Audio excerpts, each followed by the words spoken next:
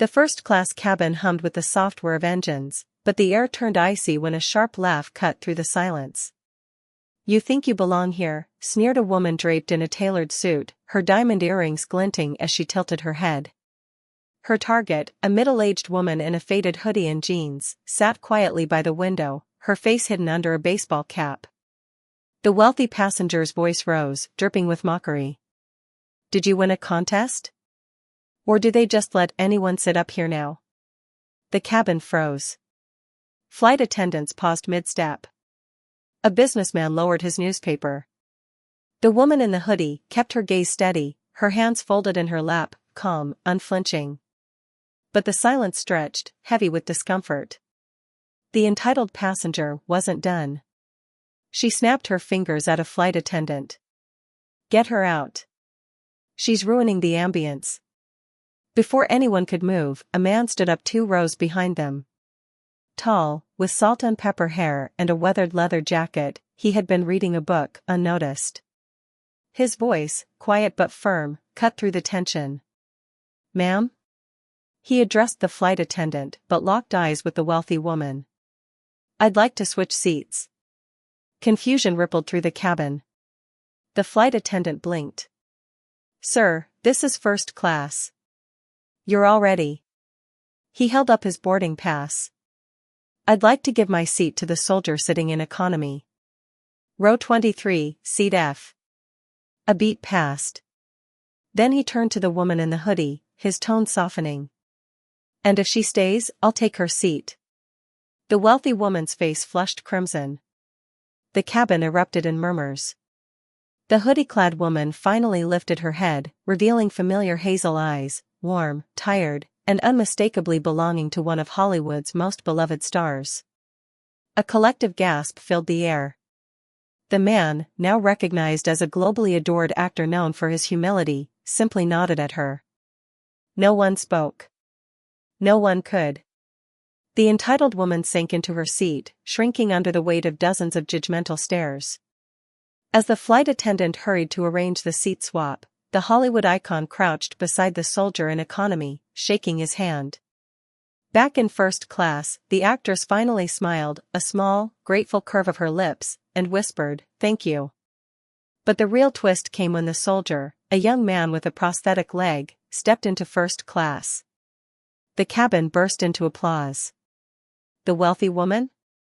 She stared straight ahead, her designer clutch crumpled in her trembling hands. By the time the plane landed, the story was already spreading. But what happened next, no one saw coming. The actress leaned her head against the car window as it sped away from the airport, the city lights blurring into streaks of gold. Her assistant sat quietly beside her, scrolling through a phone lit up with headlines about the first-class incident. "It's everywhere," the assistant murmured, but the actress didn't react. Her mind was elsewhere, back in the quiet Texas town where she'd grown up, where neighbors knew each other's names and humility wasn't a choice but a way of life. 5 months earlier, she'd lost someone.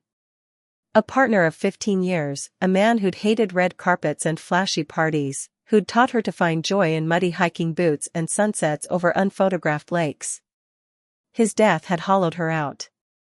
Grief had become a shadow she carried, one that no Oscar or blockbuster paycheck could lift. Friends urged her to take a break, but work was the only thing that kept the silence at bay. That's why she'd boarded the flight that morning, exhausted, eyes swollen from another sleepless night, dressed in the same clothes she'd worn to visit a children's hospital the day before. The world saw her as a star. She saw herself as a woman still learning how to breathe. Back at her modest Los Angeles home, she avoided the stack of scripts on her kitchen table. Instead, she wandered into the garden, where fireflies dotted the dusk. Her phone buzzed, her publicist, no doubt, but she ignored it. Memories flickered, her partner's laughter as he planted tomatoes, his insistence that fancy things don't make you good. She'd clung to that truth even as fame tried to sand it away. While other celebrities flaunted designer wardrobes, she'd quietly funded scholarships for foster kids. While influencers staged candid photos, she'd spent weekends volunteering at animal shelters, no cameras allowed. But the world rarely noticed quiet kindness. Meanwhile, the rich woman from the flight was trending for all the wrong reasons. At Luxury Lynn, her Instagram handle boasted posts of private jets, champagne towers, and cryptic captions like "Surround yourself with winners."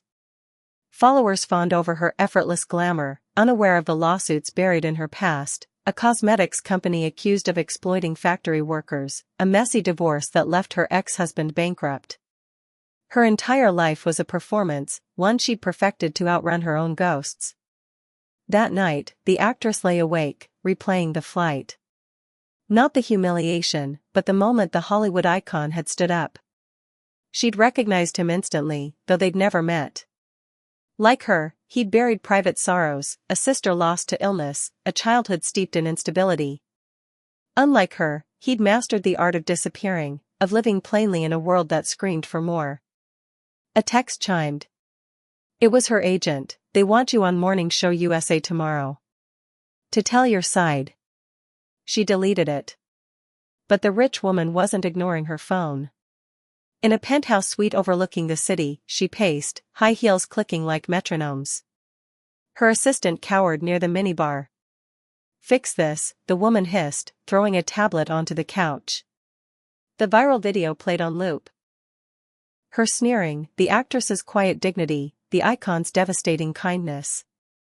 Comments flooded in, "Karma's a queen, and rich people are trash." "Call the airline," the woman demanded. "Sue them for leaking the video. Sue the soldier. Sue everyone." The assistant hesitated. "Ma'am, the soldier's a war hero. The public loves him." The woman froze, her reflection in the floor-to-ceiling windows staring back, a flawlessly dressed stranger. For a heartbeat, her mask slipped. Fear flickered in her eyes. Then she straightened her blazer. "Cancel my meetings tomorrow. And book me a spa. Somewhere remote." As dawn broke, the actress received another message. Not from her team, but from an unknown number: "Thank you for your grace. The world needs more of it."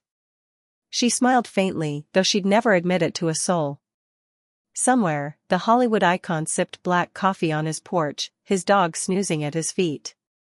He'd already forgotten the flight. His mind was on a homeless shelter downtown, where he'd spend the afternoon serving meals, incognito, as always. But the storm was far from over. The penthouse elevator doors slid open, and the rich woman stormed into her marble-floored sanctuary, her heels echoing like gunshots. She ignored the panoramic view of the city skyline, a sight she'd once found intoxicating, and headed straight for the crystal decanter of bourbon. Her hands shook as she poured a glass, spilling amber liquid onto the counter.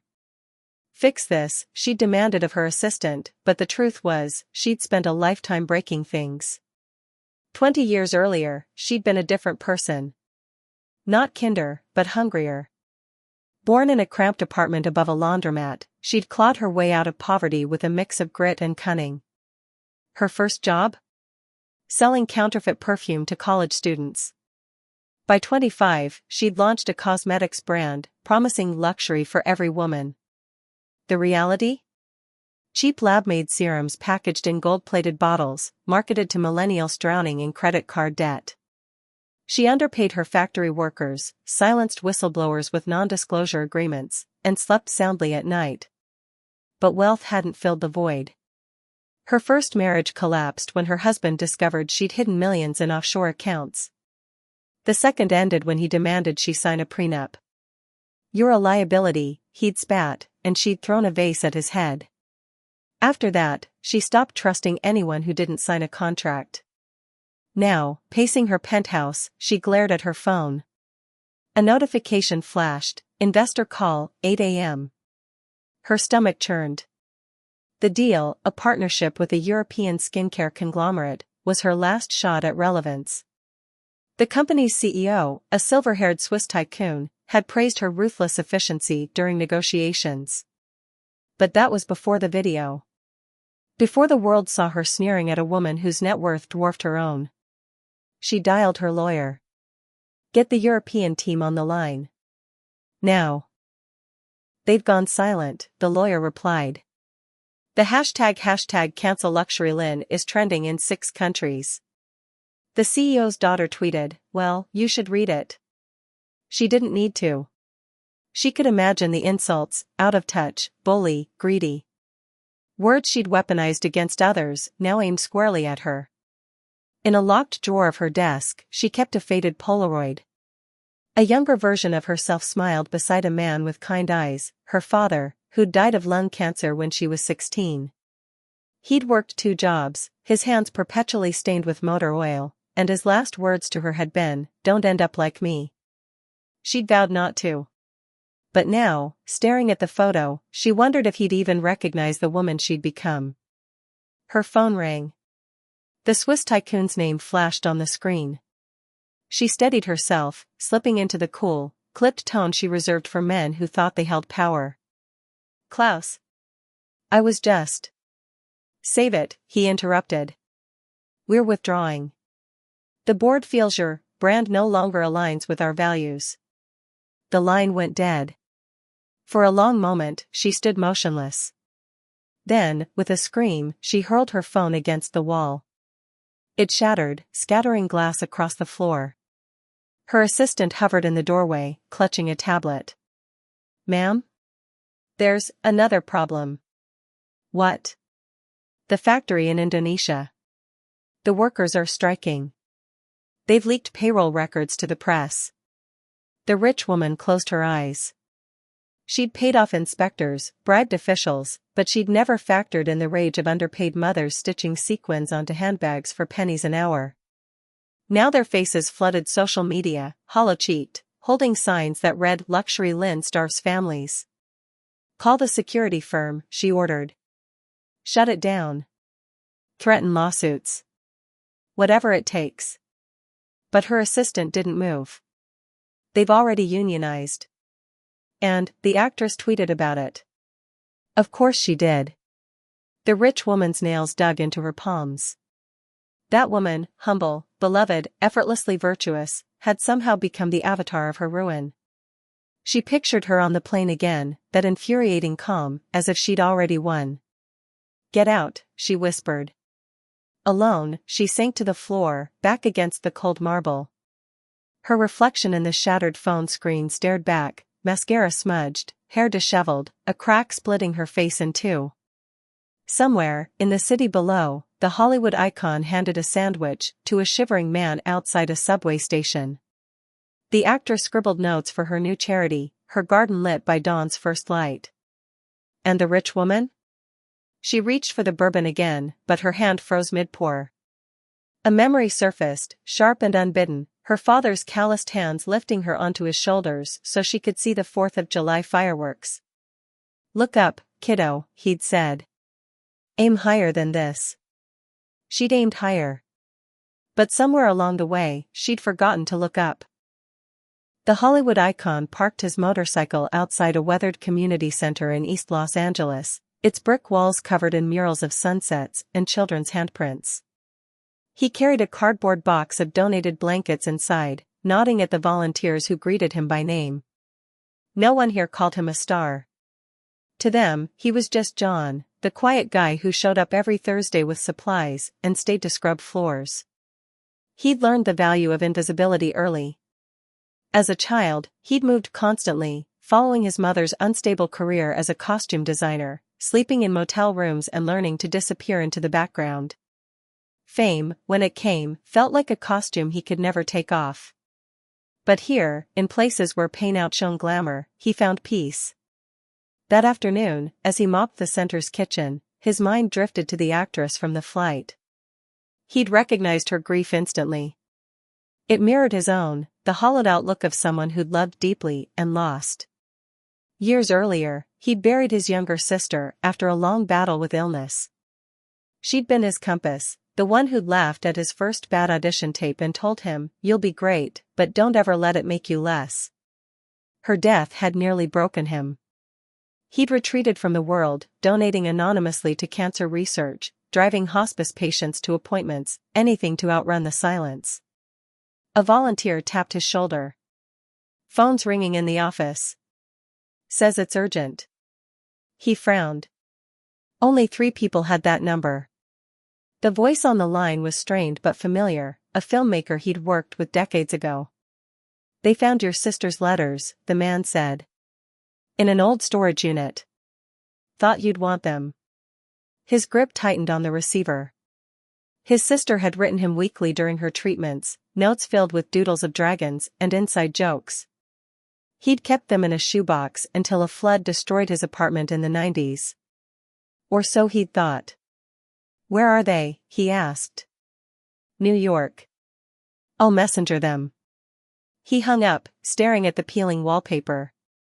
For the first time in years, his hands trembled. That evening, he sat on the floor of his sparse apartment, a single lamp casting shadows. The package lay unopened in front of him. Finally, he slit the tape. Inside were 10 envelopes, their edges yellowed but intact. The first letter began, "Hey loser, I bet you're still eating cereal for dinner." He laughed, a raw, unexpected sound. Then he cried. The next morning, he boarded a red-eye to New York. Not for the letters, but for a promise he'd made to his sister.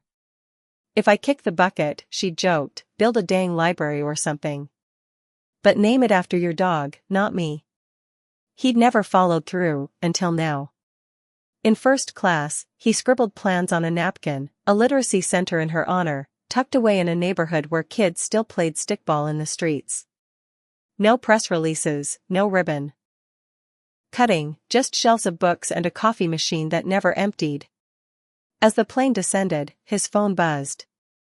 A text from an unknown number, "It's the actress. Can we talk?" He hesitated. Then he typed, "Meet me at the Brooklyn Bridge. Noon tomorrow." Across the city, the rich woman stared at her boarded-up office, protesters chanting her downfall on the sidewalk. The actress folded a note into her partner's old jacket, her heart racing. And the icon? He tucked his sister's letters into his coat pocket, closer to his heartbeat than any Oscar. Some storms end with a bang. Others fade with a whisper. His had only just begun. The rich woman's laughter rang out, sharp and mocking, as she leaned across the aisle of the first-class cabin. "Charity work," she sneered at the actress, her voice dripping with disdain. "How quaint. Do you really think handing out sandwiches makes up for your mediocre films?" The cabin fell silent again, but this time, the tension crackled like a live wire. Passengers exchanged uneasy glances. A teenager in the back row discreetly raised her phone to record. The actress clenched her jaw, her calm wavering for the first time. She opened her mouth to respond, but before she could speak, the Hollywood icon stood. He didn't raise his voice. He didn't need to. Every syllable carried. "Ma'am," he said, addressing the rich woman, "that seat you're sitting in?" He paused, nodding toward the soldier now settled into his original spot. "It belongs to him. A man who lost his leg defending people he'll never meet. People like you." The rich woman froze. The icon turned to the flight attendant. "Could you let the captain know we've got a hero on board? Maybe he'd appreciate a thank you." The attendant, blinking back tears, nodded and hurried to the cockpit. Moments later, the pilot's voice boomed over the intercom. "Ladies and gentlemen, we're honored to have Sergeant Miguel Reyes with us today. He served 2 tours in Afghanistan. Let's give him the welcome he deserves." The cabin erupted. Passengers rose, clapping, whistling, some saluting. The soldier, a young man with a shy smile and a prosthetic leg visible beneath his jeans, waved awkwardly. The rich woman shrank into her seat, her face ashen. But the icon wasn't finished. He pulled a folded check from his pocket, a donation to the actress's children's hospital, quietly written mid-flight, and handed it to her. "For the kids," he said. "No names attached." The actress's eyes welled up. She pressed the check to her chest, nodding her thanks. The rich woman, meanwhile, gripped her armrests, her manicured nails digging into the leather. "This is absurd," she muttered, though no one heard her over the applause. Then came the twist. Across the aisle, the rich woman's assistant, a mousy, overlooked woman in an ill-fitting blazer, lowered her phone, her trembling fingers pausing the recording. For years, she'd Endured shouted orders, tossed lattes, and humiliation. But today, she'd captured something priceless, her boss's cruelty, preserved in high definition. By the time the plane touched down, the video was already uploading to a burner account. In the terminal, chaos erupted. Paparazzi swarmed the actress and the icon, shouting questions about the viral confrontation. The soldier slipped away unnoticed, clutching a handwritten note from the icon, "Dinner's on me anytime. J." The rich woman pushed through the crowd, sunglasses hiding her panic, her assistant trailing silently behind. As they reached the exit, the assistant hesitated, then dropped her keycard into a trash can. She melted into the crowd, her phone buzzing with a single text to her sister, "Finally quit. Tell mom I'm coming home." The actress, cornered by reporters, held up a hand. "No comment," she said softly. "But kindness costs nothing. Remember that." The icon, already in a cab, glanced at his phone. A news alert flashed: Hollywood legend's humble billionaire mid-flight. He snorted, texted the actress one word, "Coffee?" and rolled down the window, letting the city noise drown out the buzz. High above, the plane sat empty, cleaners scrubbing away the remnants of the showdown. In seat 2A, a single diamond earring glinted under a seat cushion, forgotten, like its owner's dignity. But the storm was just beginning. The plane's Wi-Fi was supposed to be a luxury. For the rich woman, it became a weapon. Mid-flight, as she glared out the window, her phone began to vibrate, a relentless, angry buzz. Notifications flooded in: Twitter, Instagram, news alerts. Her assistant's burner account had posted the video with a simple caption, "Meet the real luxury Lynn." By the time the rich woman saw it, the video had already amassed 500,000 views. Comments exploded: "Evil incarnate, cancel this monster, someone take her fortune and burn it." Her stomach lurched. She spun around, searching for her assistant, but the woman's seat was empty, only a half-finished water bottle and a crumpled sweater remained. "Where is she?" the rich woman barked at a flight attendant, her voice shrill. "Who, ma'am?" "My assistant." The attendant glanced at the seat, then shrugged. "She moved to economy an hour ago. Said she preferred the view." The rich woman's breath quickened. She stumbled into the aisle, ignoring stares, and marched toward the back of the plane. Passengers whispered, some smirking, others openly filming her with their phones. She found her assistant in the last row, wedged between a snoring man and a teenager blasting music. "Delete it," the rich woman hissed, looming over her. "Now." The assistant didn't flinch. "It's already trending. I'll ruin you. I'll sue you for every penny you'll ever make." "I make $32,000 a year," the assistant said flatly. "You stopped my health insurance last month.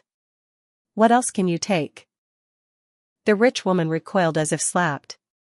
Behind her, someone coughed, "Karma," and a muffled laugh rippled through the cabin. She retreated, shoulders hunched, clutching her phone like a lifeline. Back in first class, the actress scrolled through the video's comments, her chest tight.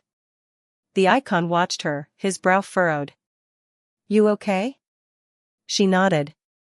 "Just tired of being a meme." He leaned closer. "You're not the meme." "She is." Before the actress could reply, the rich woman reappeared, her composure a fragile mask. "We need to talk," she said, voice trembling. "Privately." The actress hesitated, then followed her to the galley. "You have to make a statement," the rich woman begged, desperation clawing through her words. "Say it was a misunderstanding. A joke. I'll donate to your charity. Millions."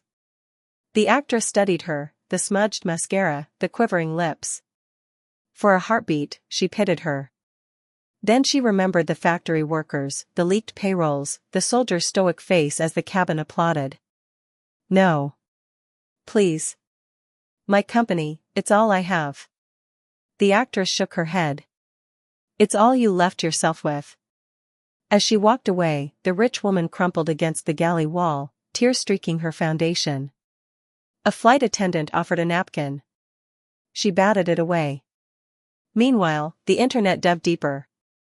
Anonymous accounts leaked internal documents, spreadsheets of underpaid factory workers, emails bribing officials, screenshots of the rich woman mocking her own customers. A hashtag emerged, #BrokeLuxuryLyn. By the time the plane landed, her stock price had plummeted 60%. In the terminal, the actress and icon walked side by side, trailed by shouting reporters. "Will you take legal action?" one yelled. The actress paused. "No. But I hope she finds peace." The icon added nothing.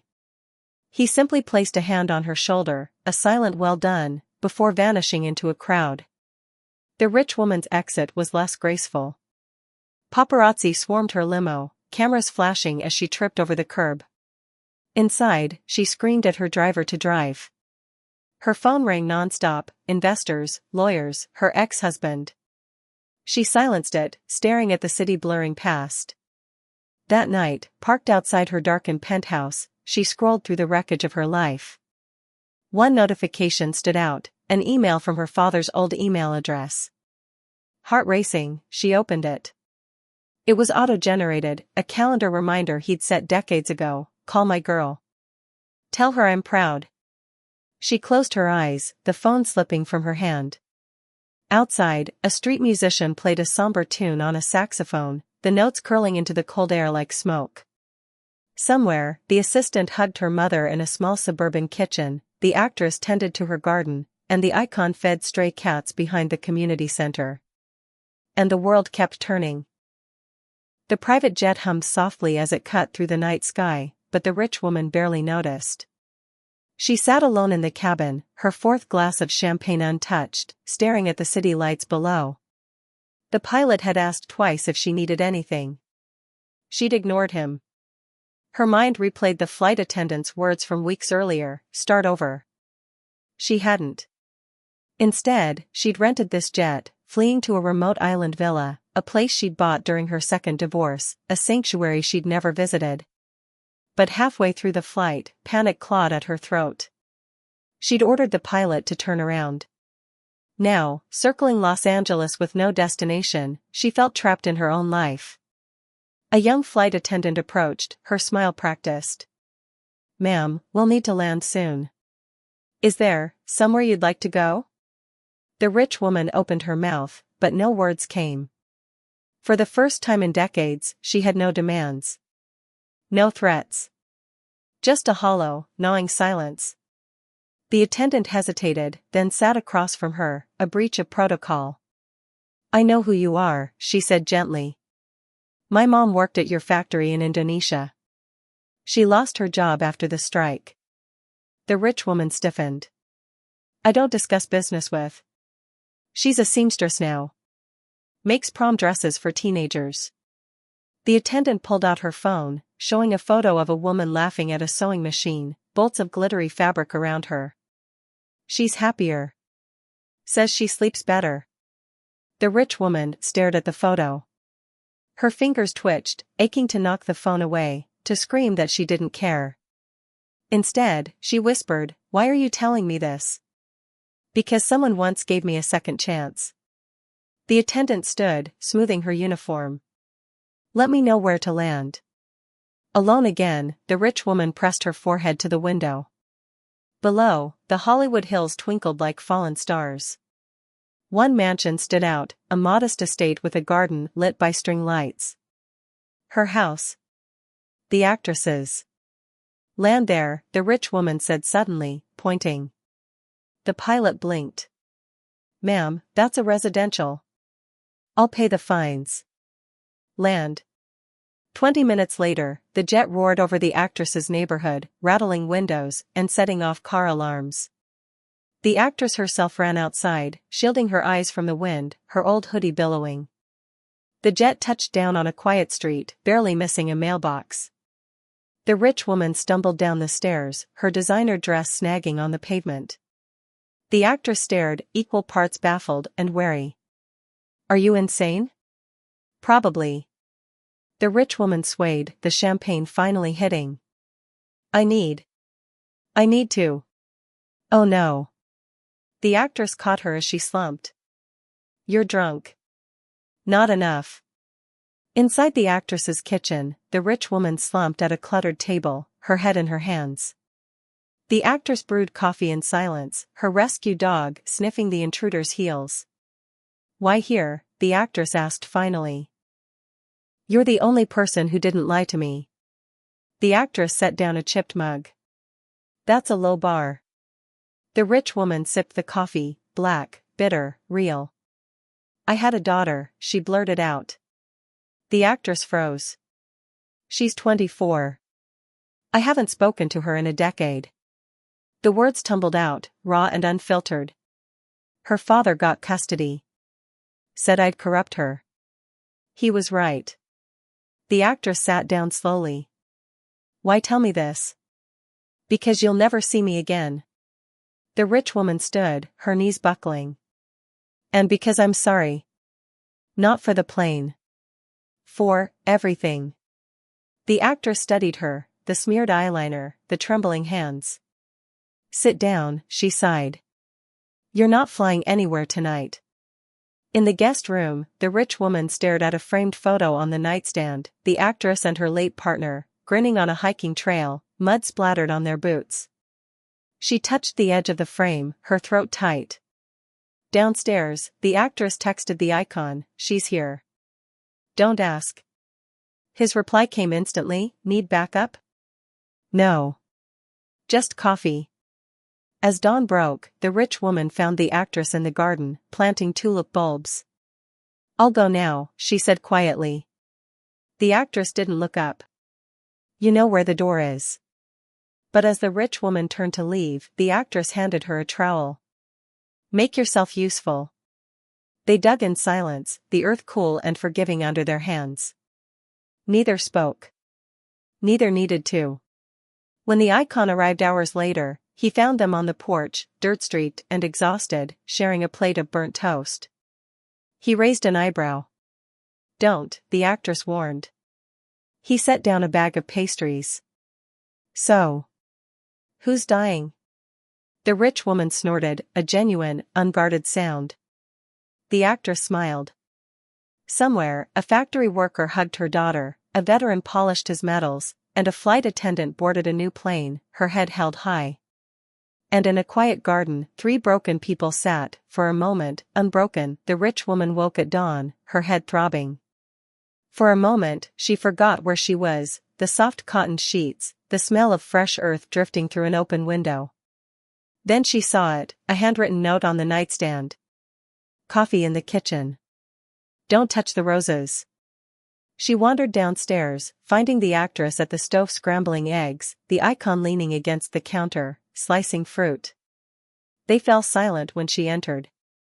The actress nodded to a mug. Black, right? The rich woman hesitated. Yes. They ate in uneasy quiet, the icon's dog begging at their feet. Finally, he spoke. You got plans today?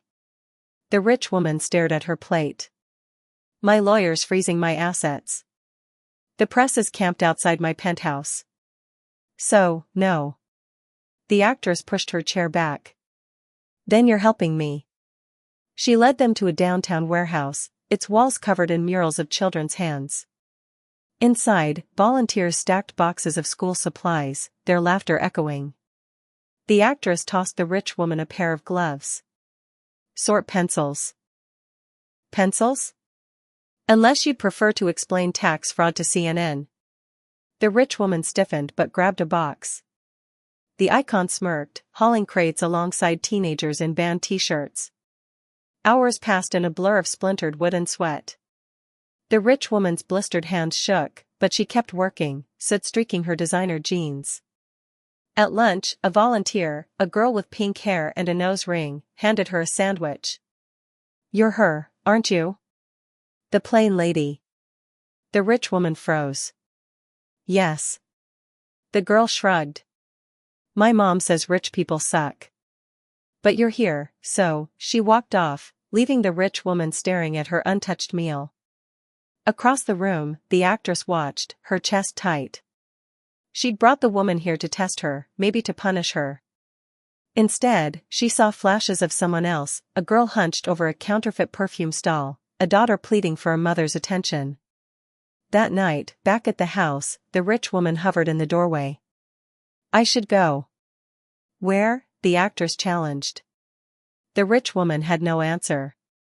The icon stood, tossing her a blanket. "Couch is yours. Don't snore." Alone, the rich woman pulled out her phone. One unread message: "Mom? It's Ava."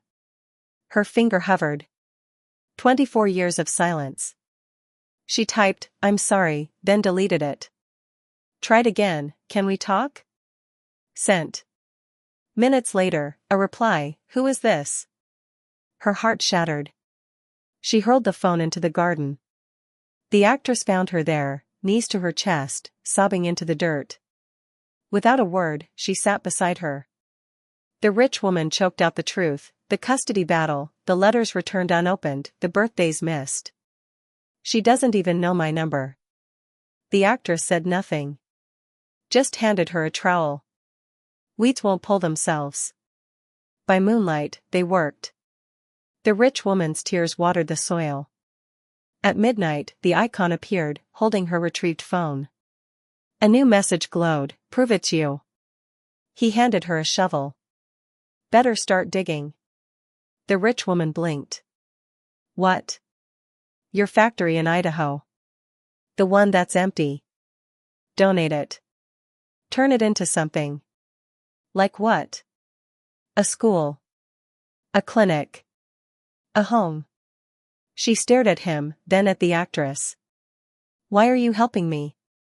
The actress wiped her hands on her jeans. "Because someone once told me kindness is a choice." The rich woman's phone buzzed again. "Ava?" This time, she answered. The actress stood at the edge of a sunlit playground, children's laughter ringing in her ears. The sign above the gate read Hope House, a community center she'd poured her soul into, a place for underpaid service workers to find childcare, job training, and warmth. Reporters swarmed the opening ceremony, but her eyes lingered on a handwritten note taped to the donation wall: "For the kids. No names needed." She knew who it was from. The icon leaned against a tree across the street, unnoticed. He'd wired the final payment.